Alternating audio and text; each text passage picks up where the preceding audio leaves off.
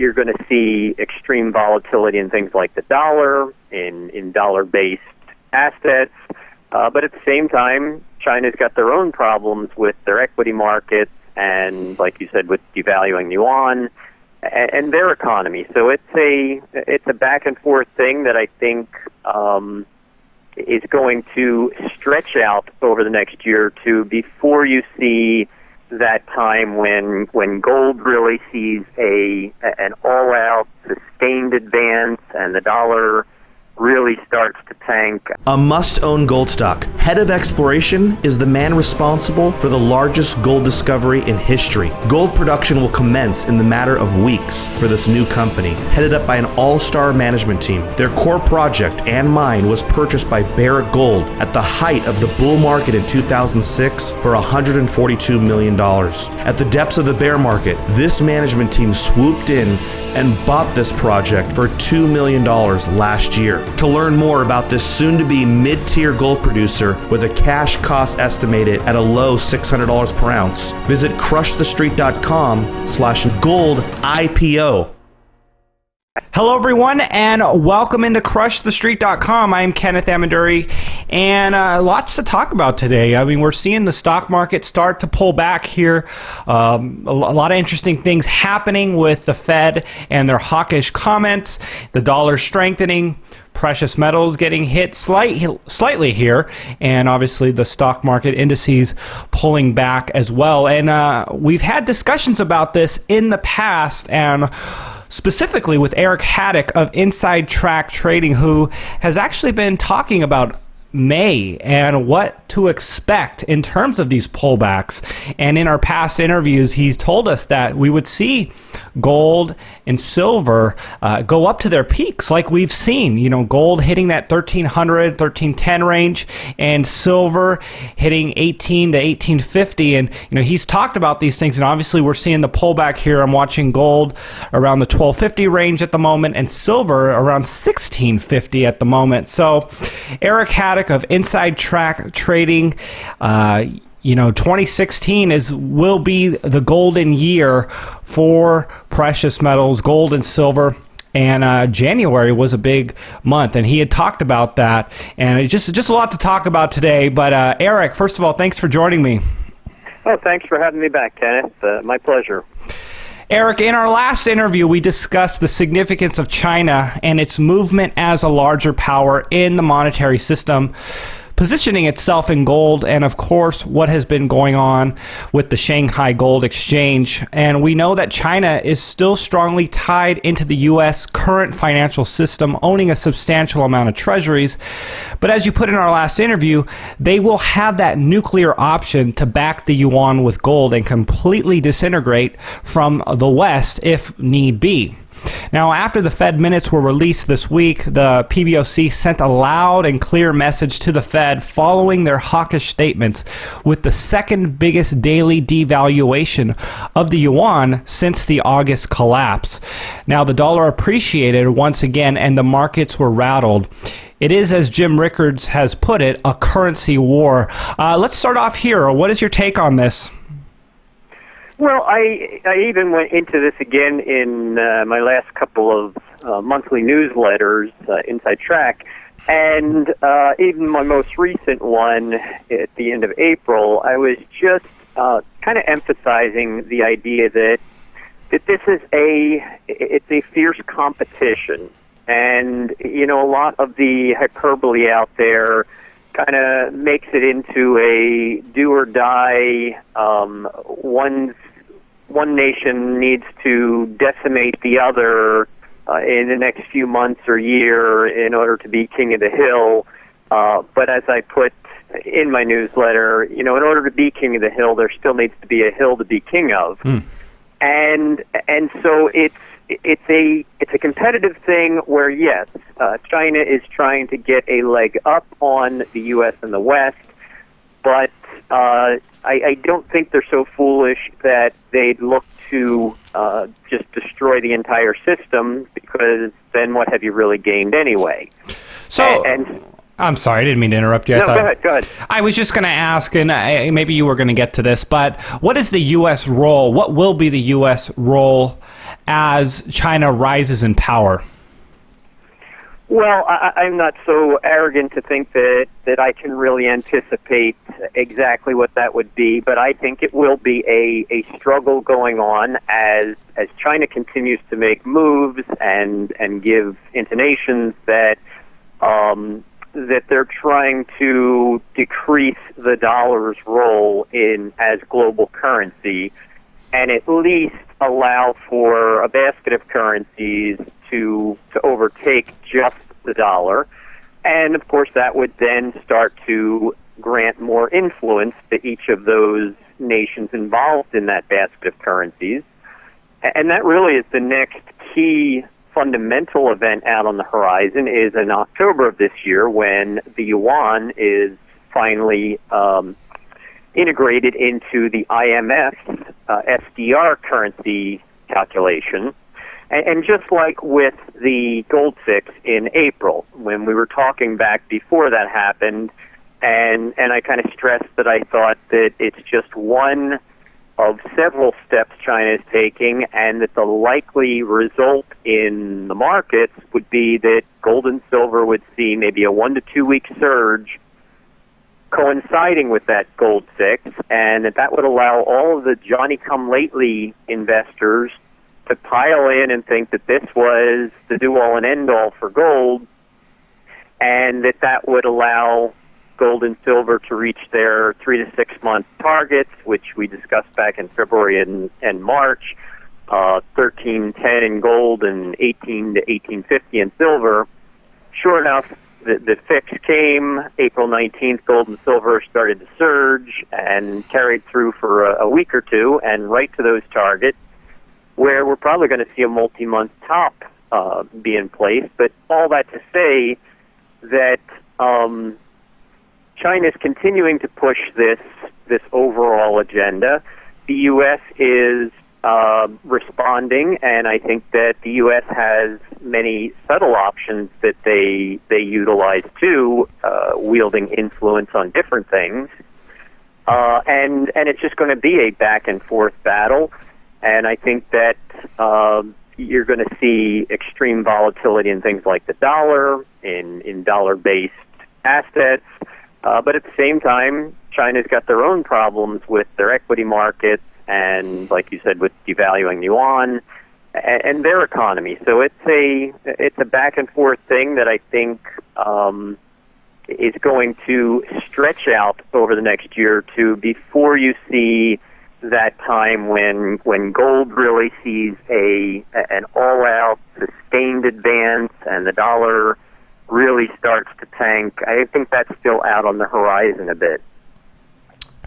Eric, I'm looking at the dollar index right now. We're at like 95, coming up, just basically after it bottomed, this most recent bottom here with the Fed coming out. And I gotta wonder, with the dollar strengthening, every time the Fed indicates some sort of hint at tightening, and then the markets just go crazy. I mean, we're seeing hundreds of points down across the board. I mean, I'm looking at all the different world markets. Everything is down across the board. And, we've been saying this for a long time, that the Fed and the country is out of options. I mean, the debt situation, the position that they're in with, low interest rates and QE and all these things that they've done to stimulate the markets, it doesn't seem like they have an option to raise rates here, because every time they do that, the dollar gets stronger and the problems just kind of reverberate around the world.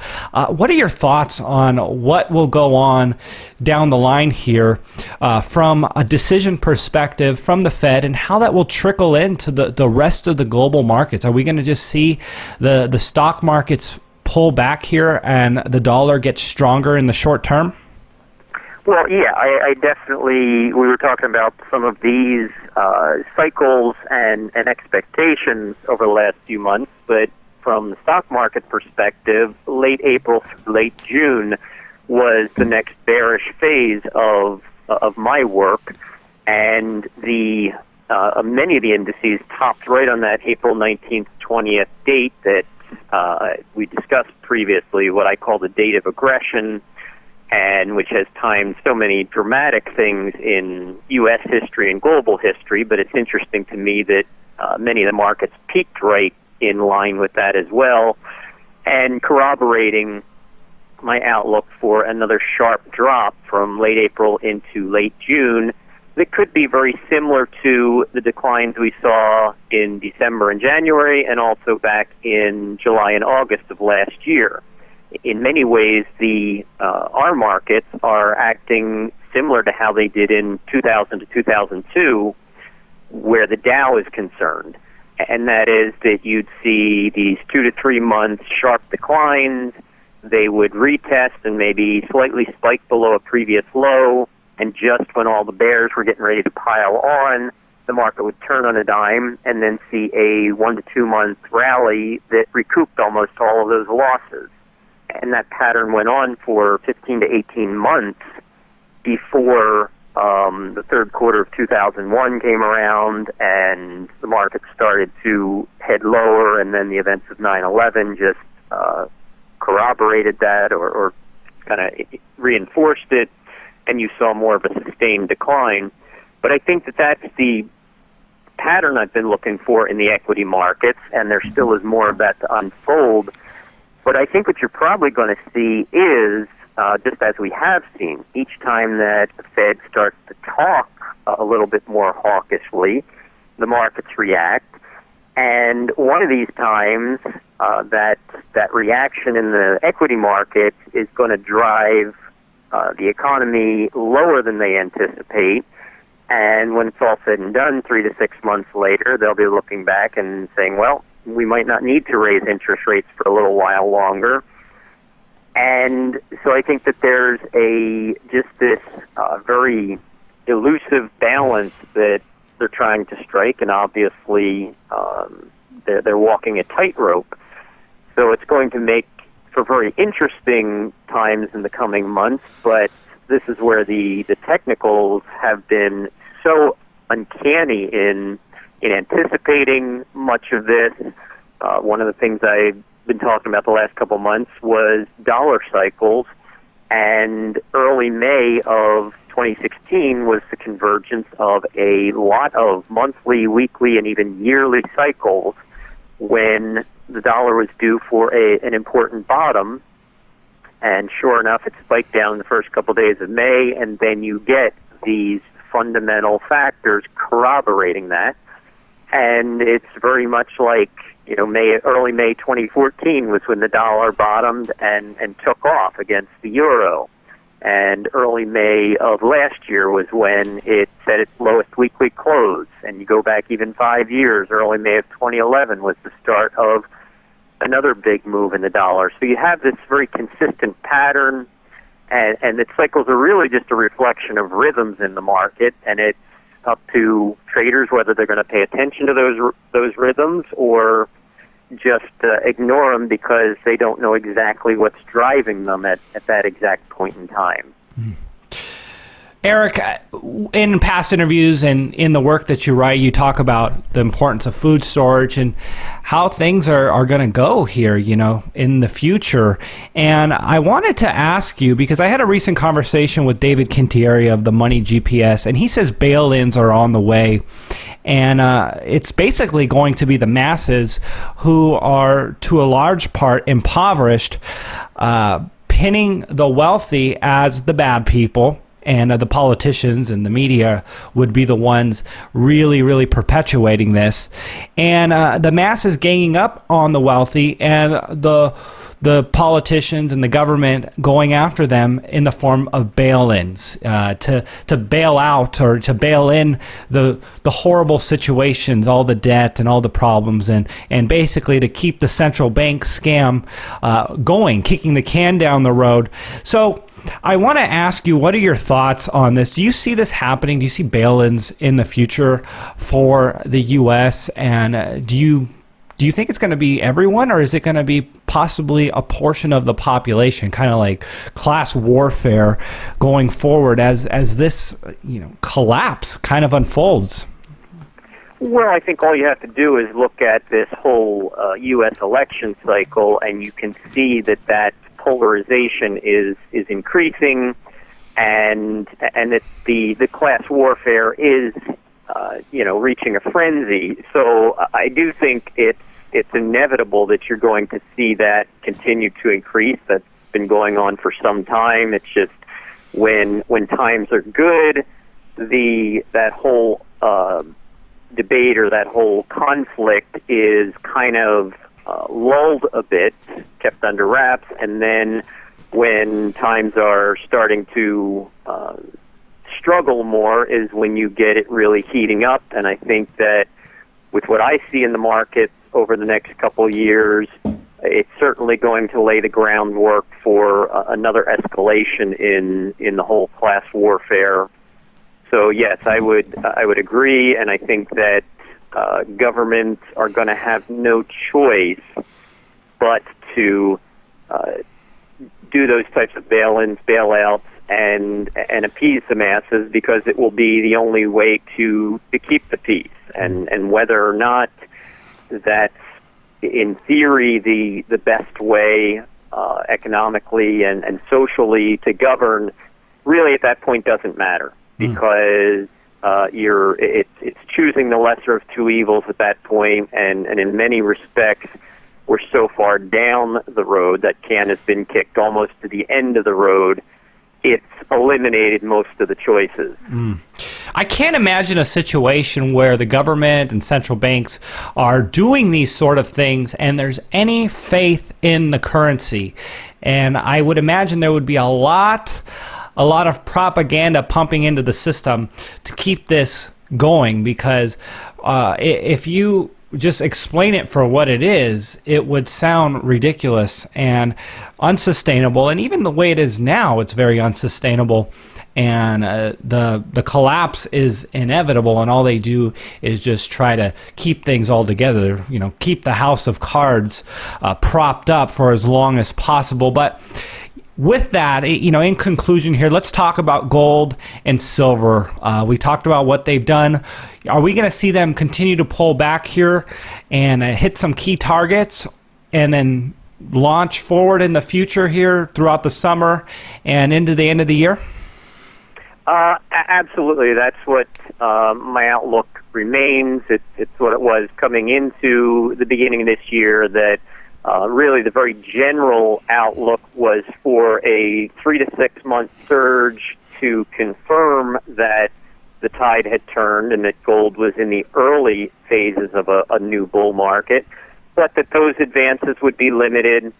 And I gave you some of these targets back in February and March, and really gold's getting up to about 1250 to 1260 in the first quarter, and getting up to 1305 to 1310 in the second quarter, and coinciding with that, silver having a 3 to 6 month upside target at $18 to $18.50. We've hit both of those, hit them pretty accurately, and that really is what I saw as the upside potential for this first leg up in gold and silver for this first 3 to 6 months.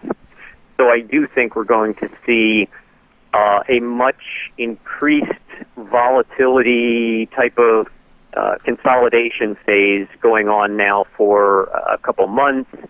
And one of those factors is that the dollar has now gone through its cycle lows, and I think there's a couple factors out there too that people aren't even watching yet, that I'm just starting to discuss in some of my publications, that could perpetuate this, the dollar strengthening and going up to one more new high before it sets a multi-year peak, and that's going to keep some pressure on gold and silver. But at the same time, I also believe that there are going to be increasing inflationary factors building up and supporting the pullbacks in gold and silver. I know in past interviews we've also talked about the topic of food crises and inflationary market in grains and other foods, and now you're already seeing between the floods in Argentina and the drought in Brazil starting to curtail crop production, and that's just kind of the first step. But things like that, I believe, are going to also have an inflationary supporting role for gold and silver. So I think it's going to be a lot of volatility in May and June before we get set up for the next leg up. I do have some downside targets that really are kind of make or break points in gold and silver, and that's going to help determine what to look for out in the second half of 2016. Well, from my perspective, it seems like just the fact that the Fed continues to fail at being able to tighten their policy, I got to wonder if they're just going to get to the point where they just reverse course here, either start printing massive amounts of money, flooding the system to combat, what we're going into, a recession, and that coinciding with precious metals move higher. So they're trying to tighten, we're seeing the pullback, but then we go into a period where it fails and it reverses course in the other direction.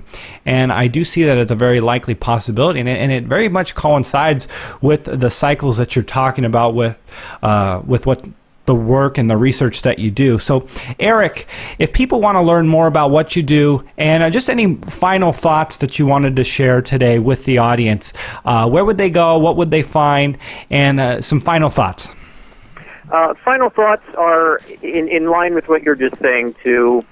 I do think that it's a little while before you see that capitulation that you're talking about, where the Fed and Treasury just do have to say, okay, we got to do something to help this economy more.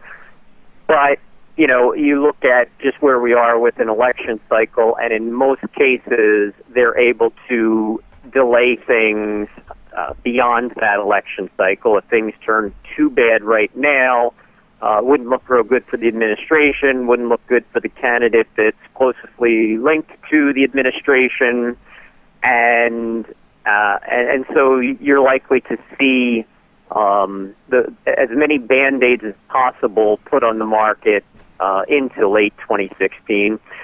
But even from a bigger perspective, I just keep describing this as, when you look at fiat currencies in general, it's a race to the bottom. So right now, the dollar's looking a little bit better, and the euro is the one that's been struggling in the last couple of years. But when you look at the big charts and the big picture, they're both heading lower on balance over decades, and it is gold and silver that ultimately are going to benefit, but the timing is so important. As for getting more information on our publications and some of this analysis I've been talking about, people can go to our flagship website at insidetrack.com. That's with the extra I in the middle, spelled INSIIDETRACK.com. And also to our secondary website at 40yearcycle.com, the number 40 and then the words yearcycle.com, for a lot of this analysis discussing why 2016 and 2017 is such a watershed time in history, and why I believe there's going to be seismic shifts in the financial markets and in the geopolitical structure. Eric, we got a lot to follow up on in future interviews, so I look forward to interviewing you in the future. Once again, thank you again for coming on the show, sharing with us your research, and just giving us a lot of insight this year in 2016. You've been a great contributor to Crush the Street, and I do appreciate that very much. So, Eric, thanks for coming on the show. Thanks for having me back, Kenneth. I appreciate it as well.